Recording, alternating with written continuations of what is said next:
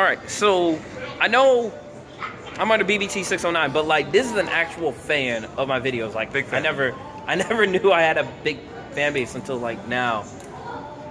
I'm very humble. So this is Marcus. Marcus, what do you do? Like, so we're checking out the Brightline station right now. I just got out of church and we're checking this thing out. It's beautiful. It's beyond beautiful. I love it. Return of FEC passenger service, you know, is really changing the game of South Florida right now. So what do you do in terms of, you know, the whole Brightline situation? So are you stationed here, stationed Fort Lauderdale? Like, tell me what you do. So my first name is Marcus. I'm one of the assistant station managers in the Fort Lauderdale station. So I manage the day-to-day operations inside the Fort Lauderdale station, obviously making sure trains are departing on time, everybody's having a wonderful experience. As you can see, we're here at the crossroads of hospitality and transportation. So we're really, you know, bringing color back to train service and, you know, taking the gray out of train. So we're really, you know, excited to bring the new service to South Florida. Obviously with great support from, you know, people like yourself, you know, checking out the trains every single day and you know, posting videos. So we greatly appreciate your support. So it's, you know, very exciting to see you in here, and that's why I wanted to approach you and you know, thank you for everything that you do. Like when he approached me, I was like, wait, what? Like, wait, I'm like, wait, what? But I'm kind of starstruck. I don't know. I would feel fan struck, you know.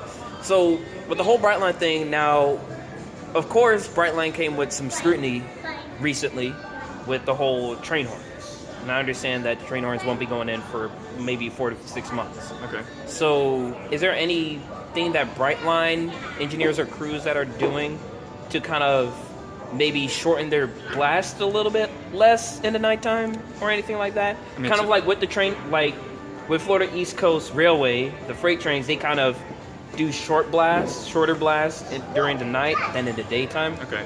But how would one react to that, or just a normal person react to that? Well, I mean, we definitely want to, you know, look both ways when we're crossing tracks. So safety is always first. That's one of our first priorities here at Brightline. That's one of our core values. So definitely looking both ways when we're crossing the crossings. Trains will be live, you know, on all 3 tracks. You have your bypass track, which is going out. So people tend to think that that's the freight track, but it's not. So we definitely want to make sure that, you know, everybody in our communities all the way up the corridor, you know, from Miami all the way up north, really making sure that we're looking both ways, you know, checking out the horns. They'll be there for a little while. We're working, you know, on the infrastructure to make sure that we can get to quiet zones throughout the corridor. But, you know, we just ask that everybody bear with us, and we're going to continue to work towards that. And I've been reading, you know, quiet zones will bring like a quality of life, or like a different quality of life. And I know some people, you know, moved to the tracks, you know, to have that, you know, train feel. But, you know, some move and not expect the consequences of that. Do you think that the quiet zones, now I know the quiet zones do work on the tri-rail tracks, the CSX tracks that are they're more secluded. So you don't really have much accidents happening. Okay. But do you think they might increase? Because my fear that they will increase. But do you think it will increase because people are not going to hear the train coming, or is just they just don't see it? To be honest, I'm not sure. I think you know, we have a qualified team of, you know, rail professionals. My background is more in hospitality, so I'd probably defer those questions to somebody that's a little more experienced in the rail industry. So I don't want to give you, you know, an answer that is false or that is not 100% knowledgeable. But yeah, I think, you know, we're, like I said, you know, safety is on the forefront of what we're doing. We're always going to ensure that, you know, safety is key. So, you know, with the quiet zones, we'll ensure that we're, you know, continuing to do things, you know, with community outreach, with Operation Lifesaver. And educating the community, just making them aware of, you know, when the changes are coming, why they're coming, you know, what to look out for, and, you know, all of the signs of safety up and down the rail corridor. So I know you preach that in your messages on all the time, your videos. So we greatly appreciate that. Yep. Every time. And that's important because, you know, well, keep your ears open and, you know, keep your eyes open, look around, make sure you don't run around crossing gates that are closed. If it's malfunctioning, call the little number right there on the crossing gate. They give you all the information. So pretty much to end this one off, you know, what's your favorite thing to do? You know, like, what got you into Brightline? What, like, kind of like thrusted you into this? Like, were you looking for a position at Brightline, or you were just testing out waters? Like, you'd be like, okay, you know, I might try with Tri-Rail, but like Brightline's new or something like that. Like what brought you to Brightline? So I was actually presented the opportunity from one of our people specialists here at Brightline, somebody that I had worked with previously. They shared the idea with me and kind of presented it to me in a way that it's a brand new project. This is what our goal is. I honestly had never heard about Brightline until somebody introduced it to me. Right. So as soon as I got the firm understanding that it was a crossroads of transportation and hospitality, I knew that it was going to be a huge success and something that was going to be welcomed with open arms in the South Florida community. And it's a piece of history, the legacy that Henry Flagler's left behind, and right.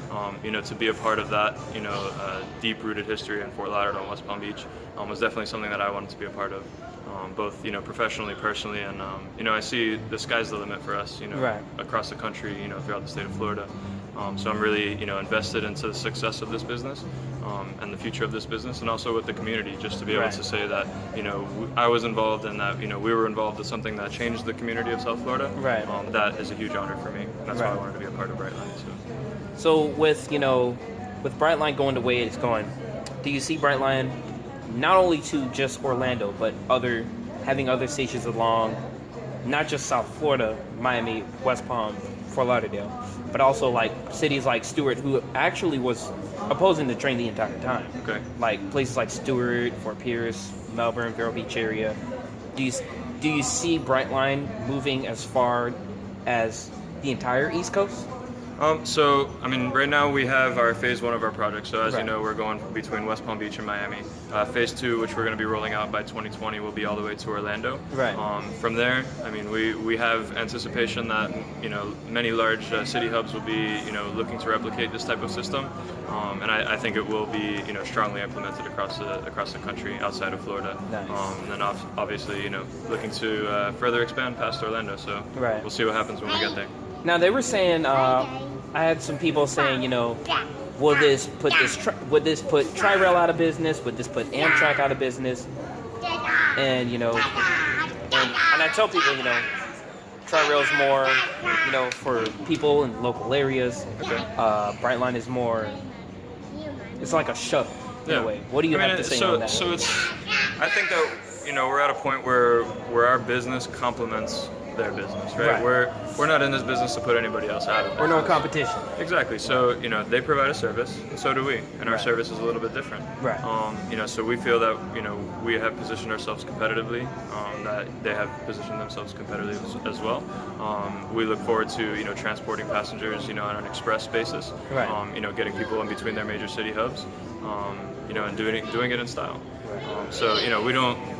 We're worried about Brightline here. We really want to perfect our systems here, and we're confident that we're going to be a strong complement to the community, just as Tri-Rail is. Gotcha. All right. Well, it's nice interviewing you. Thank you. I like what? 8 minutes? Wow. Okay. It's been a pleasure, man. It's been a pleasure, Mr. Marcus. Thank you. It's BBT 609. Stay tuned.